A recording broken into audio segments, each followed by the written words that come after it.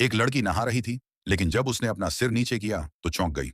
जमीन पर काले रंग का एक तरल दिखाई दिया। लड़की ने जल्दी से नीचे देखा और पाया कि वह तरल उसी के शरीर से निकल रहा था। वह घबरा गई और उसे लगा कि उसके शरीर में कुछ गड़बड़ हो गई है। उसने जल्दी से जांच करवाने का फैसला किया, लेकिन जो जानकारी उसे मिली उसने उसे और ज्यादा डरा दिया, क्योंकि ऐसा केवल तब होता है जब कोई गर्भवती हो।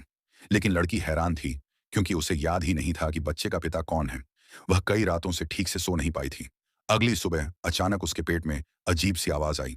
अन्ना को बेचैनी महसूस हुई और वह तुरंत बाथरूम की ओर भागी और उल्टी करने लगी। ये साफ तौर पर गर्भावस्था की शुरुआती निशानियां थीं। अन्ना एक रेस्टोरेंट में काम करती थी, लेकिन इस अचानक बदलाव के चलते वह काम पर ध्यान नहीं दे पा रही थी।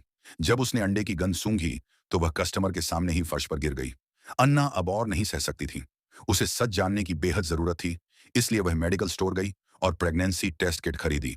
वह जल्दी से घर पहुंची और टेस्ट किया। जब अन्ना ने स्टिक को ध्यान से देखा तो दो काली लकीरें धीरे धीरे दिखाई देने लगीं।